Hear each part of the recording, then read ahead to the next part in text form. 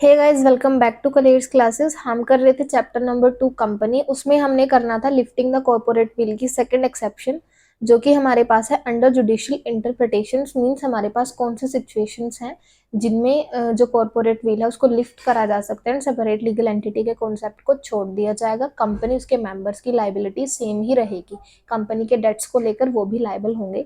So first one is protection of revenue. Protection of revenue में basically यहाँ पर tax की बात होगी कि कोई भी ऐसी कंपनी है जो बनी ही किस लिए है, टैक्स को अवॉइड करने के लिए बनी है, या फिर कोई भी पर्सन ऐसी कोई प्रैक्टिस फॉलो करता है जिसमें वो टैक्स को बचाने के लिए कुछ कर रहा है। फॉर एग्जांपल, अगर एक पर्सन ने एक कंपनी बना रखी है, उसने अपने अकाउंट्स में सबसे ज़्यादा लॉसेस शो करे हैं, प्रॉफिटेबिलिटी उसको काफ़ी हो रही थी, प्रॉफिट्स काफ़ी ज़्यादा हो रहे थे, प्रॉफिटेबिलिटी ज़्यादा थी, लेकिन उसने क्या करा, अपनी जो प्रॉफिटेबिलिटी है उसको कंसील करने के लिए, छुपाने के लिए उसने लॉसेस को ज़्यादा दिखाया और जो एक्सपेंसेस को ज़्यादा दिखाया, और जो उसके इनकम्स थी उसको काफ़ी ज़्यादा कम दिखाया, जिसकी वजह से प्रॉफिटेबिलिटी काफ़ी कम शो हो रही थी, जिससे कि वो टैक्स अवॉइड कर सके, या फिर कोई एनी अदर प्रैक्टिस भी हो सकती है जिससे वो रेवेन्यू को अवॉइड कर सकता है। तो इस केस में जो है एक इंस्पेक्टर को अपॉइंट करा जा सकता है कंपनी में, ये इन्वेस्टिगेट करने के लिए कि क्या जो उसके अकाउंट्स हैं वो सही हैं, टैक्स वो अच्छे से दे रहा है या नहीं दे रहा है, या फिर कोई वो ऐसी कोई प्रैक्टिस फॉलो कर रहा है टैक्स को अवॉइड करने के लिए या नहीं कर रहा है। तो इस केस में सेपरेट लीगल एंटिटी के कॉन्सेप्ट को भूल जाएंगे, कंपनी और मेंबर्स दोनों ही लायबल होंगे, पर्सनली इंडिविजुअली। ठीक है, उसके बाद हमारे पास आता है prevention of fraud and improper conduct.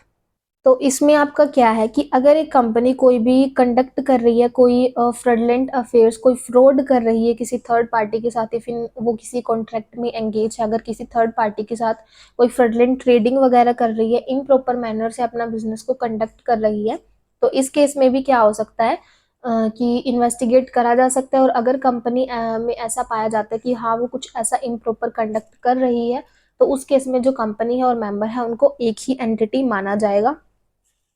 और जो भी किसी भी पार्टी को अगर कोई भी लॉस हुआ हो, या फिर कोई भी उसको एक्स्ट्रा एक्सपेंसेस बियर करने पड़े हों कंपनी की वजह से, कोई भी फ्रॉड वगैरह हुआ हो, तो वो मेंबर इनसे क्लेम कर सकता है जिस भी थर्ड पार्टी को, तो वो थर्ड पार्टी इनसे क्लेम कर सकती है, और जो मेंबर्स होंगे वो भी लायबल होंगे जितनी कंपनी लायबल होगी, बिकॉज वो भी एंगेज है उस फ्रॉड में, उस इम्प्रॉपर कंडक्ट में।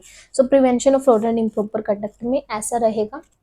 थर्ड वन हमारे पास आता है determination of enemy character of a company. Enemy character of a company, देखो, enemy character of a company means अगर कोई भी कंपनी है, उसमें कंपनी में शेयर होल्डर्स अगर हमारे किसी अदर कंट्री से बिलोंग करते हैं, जिसके साथ जो इंडिया, फॉर एग्जांपल इंडिया है, इंडिया के चाइना के साथ काफी ज्यादा अच्छे रिलेशंस नहीं है, तो अगर किसी कंपनी में चाइना के ज्यादा शेयर होल्डर्स होंगे, तो वो कंपनी जो है उसमें एनिमी कैरेक्टर है।